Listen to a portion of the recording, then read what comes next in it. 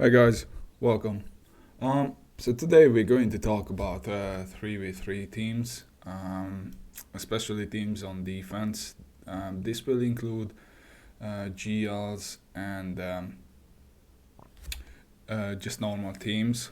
Now the reason I'm only going to talk about defensive teams today, because if I include the offensive ones, then this might going to be a longer video.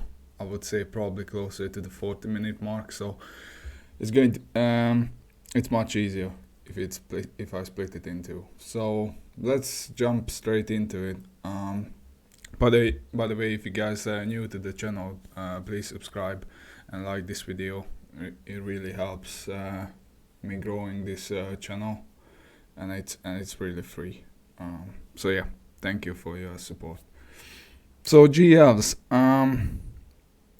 like first of all, before we jump into GLs and the normal teams, I'm not going to talk about ships in this video, but I believe that this season is going to be decided on fleets, not on ground.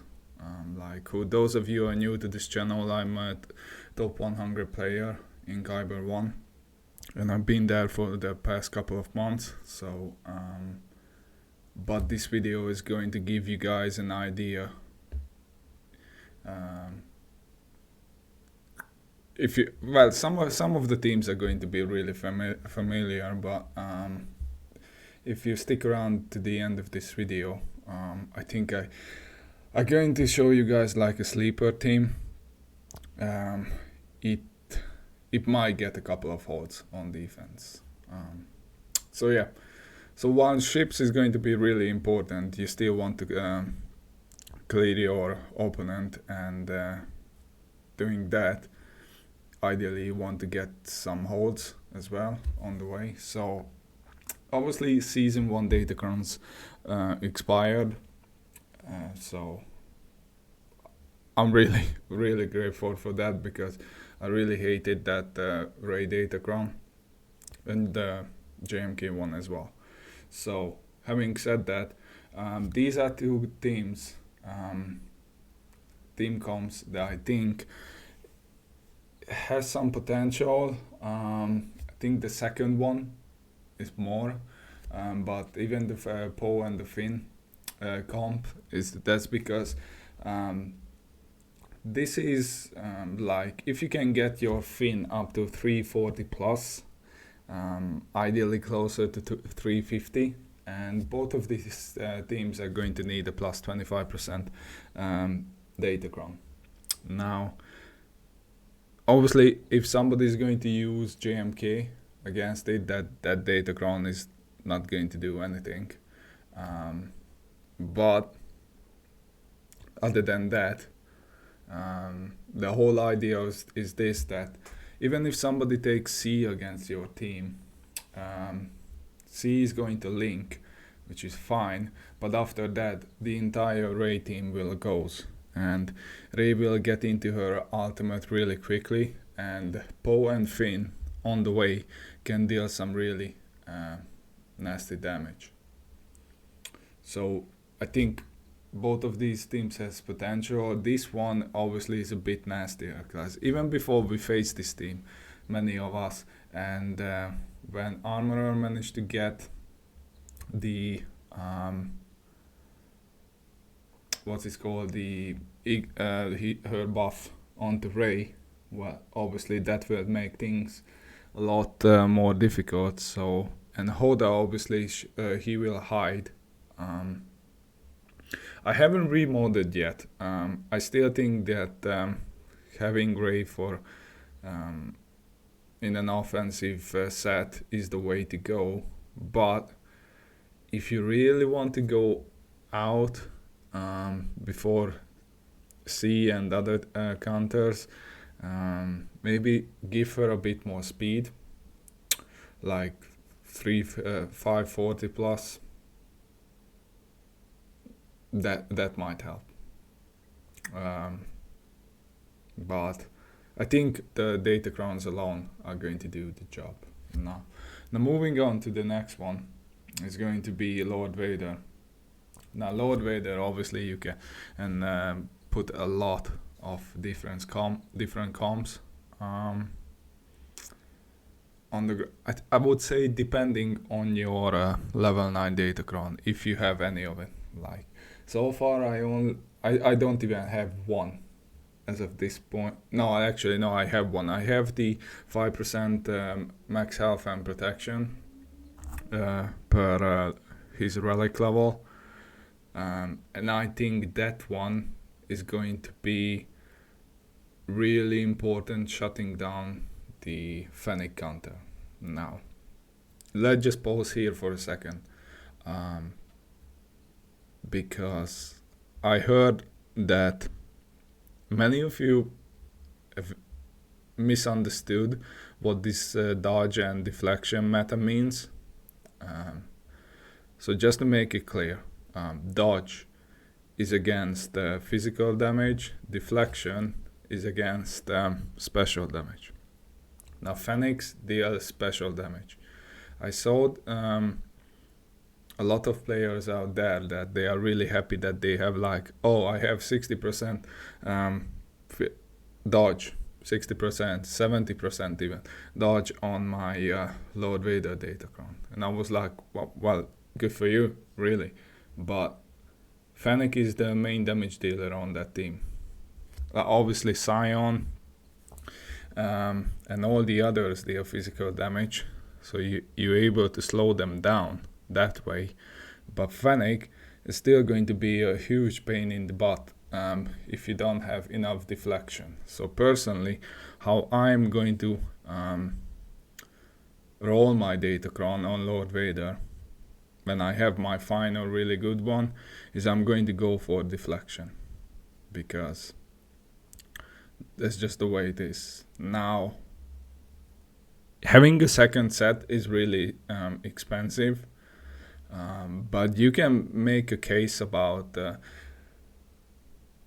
going for a high dodge, because that way you're going to shut down but it's not shut down, but you're going to make things difficult for the Slicker counter, because Slicker is dealing physical damage, which means if you want to shut that counter down, which is a lot of players are going to use, like, I don't know,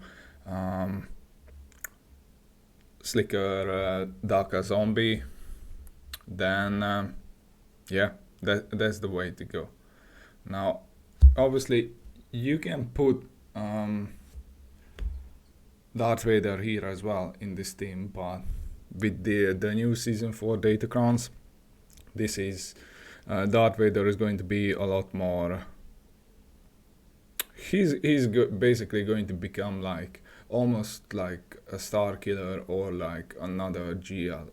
I still wouldn't call it another GL, but he's definitely up there. But to make that work, you're going to need a level 6 dark side cooldown decrease datacron.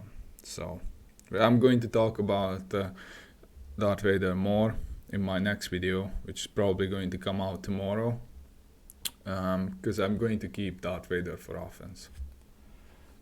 So yeah, moving on. JML with his datacron, he's so annoying. Like, if you guys watch my video from last season, like, he's really annoying. Now I know some of you set Jolie here, which obviously it's great. Jolie can revive as well. Now, number one, for JML, you really want to make him fast, like fast as possible, because that will shut down the mirror. And when I'm talking about fast, I'm saying making him around 570, maybe even faster if you can. I know it's not easy, but it's all about putting in the work to the modding. Team comps are important, sure, yeah, there's no doubt about that. But if you can make him fast, he's going to get you a lot of odds. Now you need to repost level 6 Datacron, or if you are sure that you can go fast, you can make a case about using the 100% damage with max health and protection, but I find it that in JML's case, it's better to hit under your enemy's protection, especially with the coin damage. Like GMY will ensure that you will go first, like, and but not going first, but you will take a lot of turns thanks to his buffs and everything. So yeah, I think that's the way to go. Obviously there are other comps. If you're watching this video, feel free to comment down how you are using your GMI. Do you keeping him for offense, which is obviously GML on offense is really useful as well. If you guys follow me for a while, you know that I'm a really defensive player. I like to go GL heavy. That's what I'm saying is. Now this team, JMK, Cat, GK, obviously it's a really strong team. You definitely need to bring something heavy against it, preferably a GL. Yeah, it's just you can keep him on offense as well. So I'm not going to repeat myself because it's the same thing with the GLs. Like somebody likes to keep all 6 GLs for offense. Somebody like to split it up. Somebody like to set all of them on defense. I think that playing style is going to come back even more. We might end up seeing a lot, and I mean a lot of 5-6 GL defenses thanks to the season 4 Datacrons. And now that we even have the Night Sister initiative, season 3 Datacron, so yeah, just prepare for that, especially at the high end level. Now these two guys, SLKR and C. There is this comp like with SLKR with Daka and Zombie, Hawks with and Crew and Fast, First Order Stormtrooper. But what I find it, and that's why I didn't put anything here, is in threes, SLKR, it's not good. It's not really good, and it's the same case with C on defense. I'm going to talk about C in a bit because there might be an option. So for SLKR, like Lord Vader can kill that solo, can delete SLKR and Daka and Zombie. Now you can argue that with the season 4 Datacrons, you will see a lot more Lord Vader on defense. And if you follow my route, that you're going heavy on defense, basically you cannot flip-flop. You either want to go really heavy on defense and commit to that, or you want to keep almost everything, like 4 or 5 GLs for offense. If you go down to the route that you, let's say, set 3 GLs on defense and just put some teams, I wouldn't say call it filler teams like GAS and all the Malgus and all the other teams. If you're facing somebody who's going heavy on G, he keeps everything on G for offense, or you're facing somebody who sets everything on defense, you're going to struggle. At least that's my experience. Now, C is a different beast because obviously you can counter C. Like I have video on my channel that I'm three-shotting C without a single GL. there's a way to kill C. Obviously it's going to be a bit more difficult with his 20% ultimate charge datacron, and as you guys can see, I put the SWGOH there, and I'm still not sure about it. If I'm going to take him to relic, and if I'm going to apply the Omicron. It's good, but I'm not quite sure. I'm not sure about how to use it. I think if you want to set C on defense, the only way to make it really viable is that you're going to need this datacron, his datacron and this Omicron. If you have him, first of all, I would like to hear the feedback. What you think about it. But yeah, I guess we have to wait the first week to see how he does in the top end. I don't know. I'll probably let you guys know about it tomorrow, because obviously the GAC clock is a couple of hours away. Well, like 7-8 hours away by the time I'm recording this video. So yeah, I will talk about it tomorrow, but I think it's a good one. So that's all the GLs. I know I can probably talk another 40 minutes about the GLs alone, but I want to move on to normal teams, because yeah, that's the reason I'm splitting the video into 2 different parts, for defense and offense as well. So I know you guys who watched Fatal's posted his video earlier on and it really it looks, well, let's just say it like it looks like that I'm copycatting him, but I'm not. I'm really not. I'm actually thinking, I was thinking about this comp a lot, and the reason because I wouldn't use this this team, but I actually managed to finally get the cooldown reset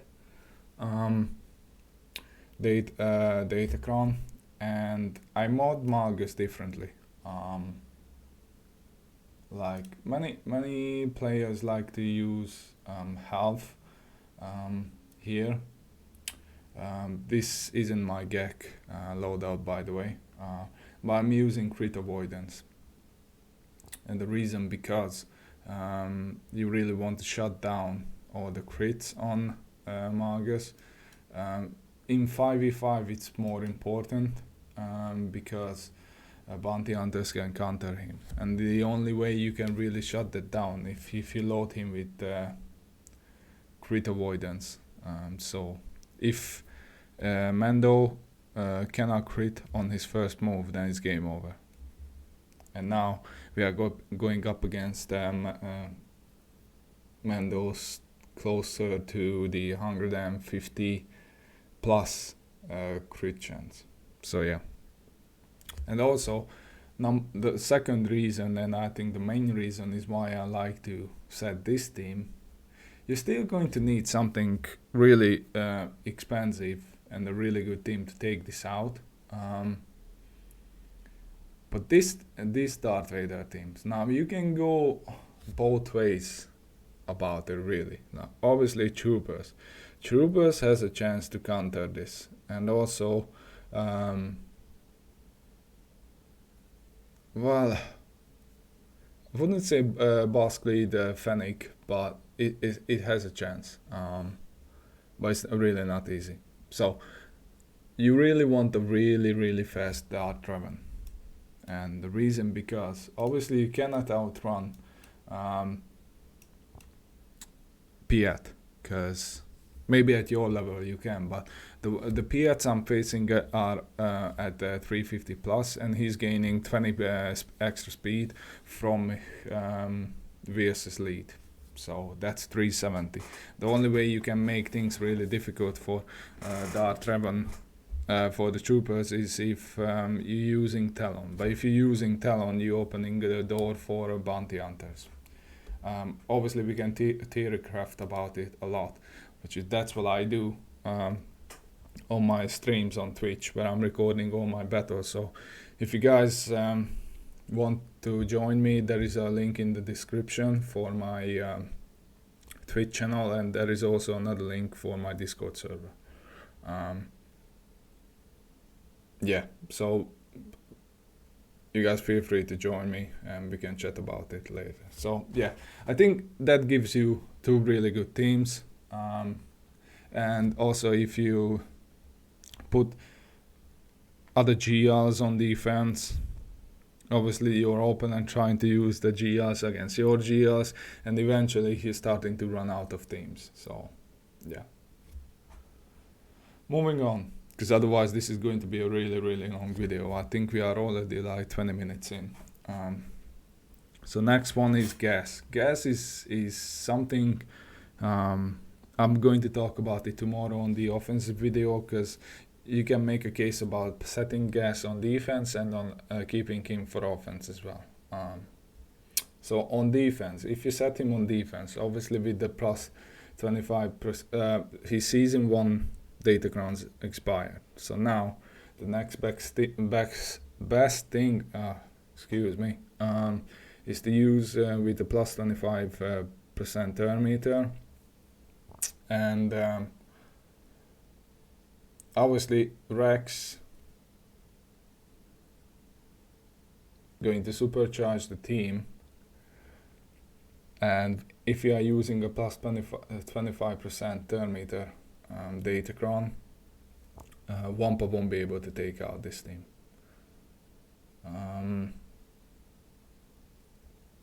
Also, you might be able to use the plus 100% damage with max health and protection. If you're using like when gas is going to stand up, he can do some serious damage.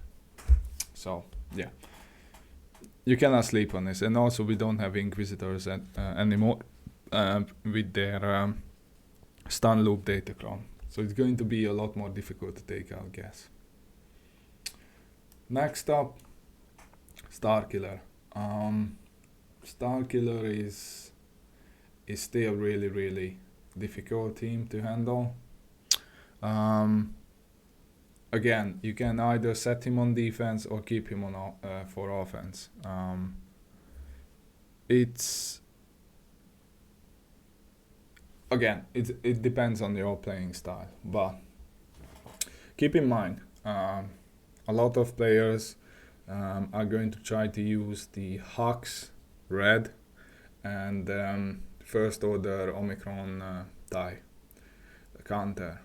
Now, in order to shut the counter down, your Mara needs to be faster than Hux.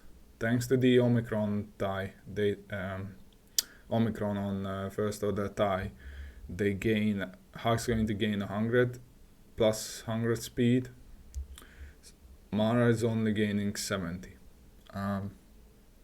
So you want to get your Mara speed close to 370. Otherwise, you're going to see a lot of Huxes with 340. And if Hux can go first, he'll call a mass assist on Starkiller, which we're going to talk about it tomorrow. They can delete Starkiller, and once Starkiller is gone, then it's game over. So just keep that in mind.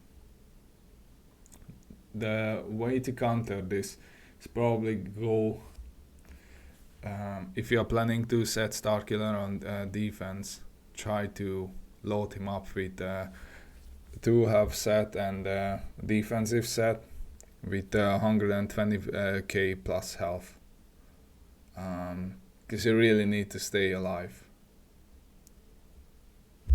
So yeah. Oh boy, now this team. Oh god, it's like JML. I lost against this team so many times. Like, if you have the level 9, where you really need the level 9 extra turn Datacron on Luke whenever he uses his special, and if you can combine that with either with repose, but I would say if it's more like with the 100% extra damage with max health and protection, then Luke can go on a serious loop train. Like, he can delete teams left and right. Now, in order to make sure he can do that, you really need a fast Shakti. Now there is another really nasty comp out there, which I faced before, is replacing Kenobi with Cat. That team is a monster. It really is. If you clock those speeds right, like I'm talking about, you're going to need like a serious, you cannot flip flop. You need to go all in, because otherwise it's not going to work. So I would say, if you really want to make sure your opponent is going to try to use a GL against it, nothing else, then you need to have Shakti close to 360 and Cat is at 375 plus, with a plus 25% turn meter Luke Datacron. Like, that team is going to be nasty. It really is. And why I say that is because of Cat's kit. She's going to swap turn meter with another Galactic Republic ally. Now, Shakti is going to be the only Galactic Republic ally, so she's going to swap turns with Shakti. Shakti, whenever she gets the turn, she's going to use Luke lead special, calling a mass assist on somebody, and after that, Cat's going to delete somebody. Not delete somebody, but she's going to go, and she can hit really hard as well. And your whole team already slowed down thanks to the Luke lead. And then that's just scary. It really is. Okay, so this team, Luke team, you cannot really sleep on it.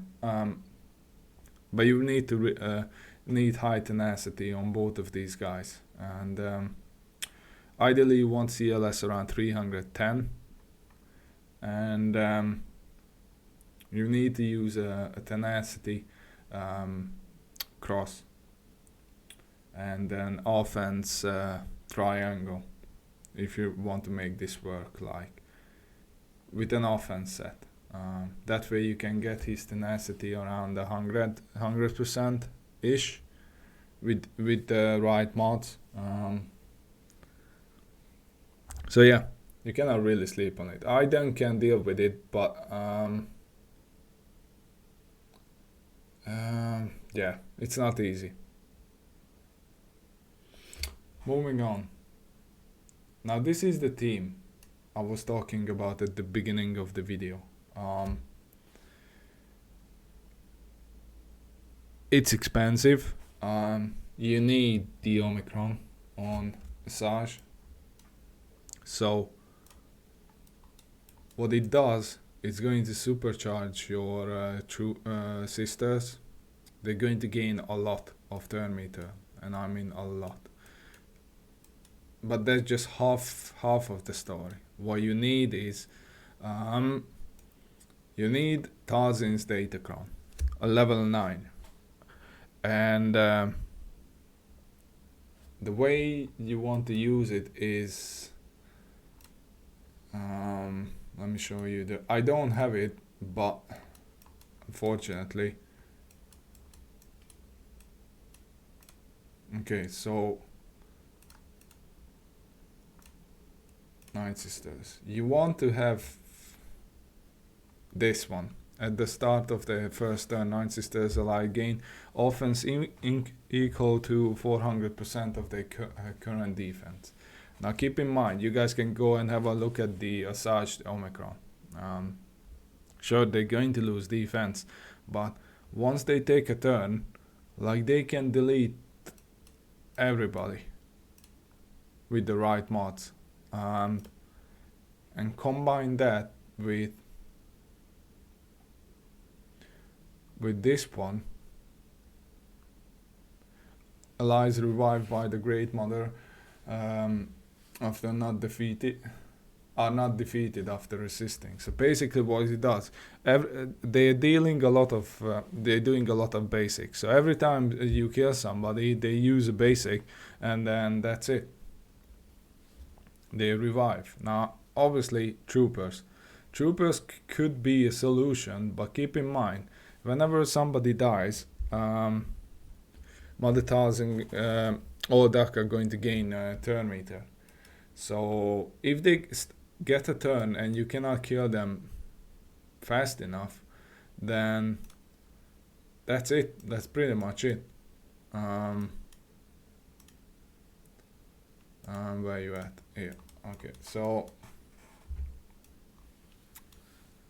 yeah, just don't sleep on it. Also troopers, you might want to use troopers against DR and other teams like Dash or Maul, which I haven't shown you guys, but obviously Maul is another option with Armorer and Bo-Katan with a plus 25%,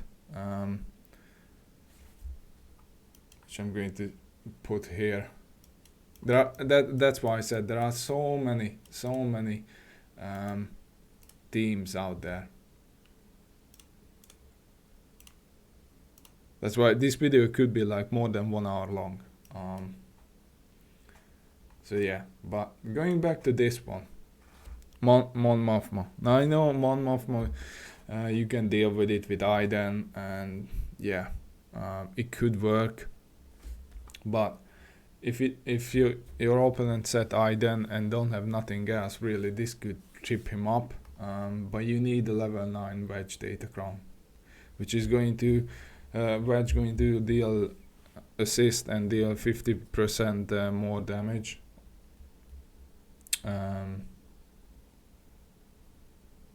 On the opponent, so, or actually 50% less damage or more. I'm not quite sure about. Yeah, I might be wrong, but yeah, this is a really dangerous comp. Obviously, you can keep Mon Mothma for offense, which we're going to talk about it tomorrow, to handle GG and stuff like that. But yeah, Raddus. Obviously, this is the core of the team. The reason I'm putting base here, because players like to use Bounty Hunter against Raddus, and if they are misplaying and they taunt first and gain a lot of buff, that will give turn meter to base, and then he can remove the buffs and turn meter as well. So yeah, and then this small team. I know I missed a couple of old filler teams like Finn and Bros, and all these others like Iden.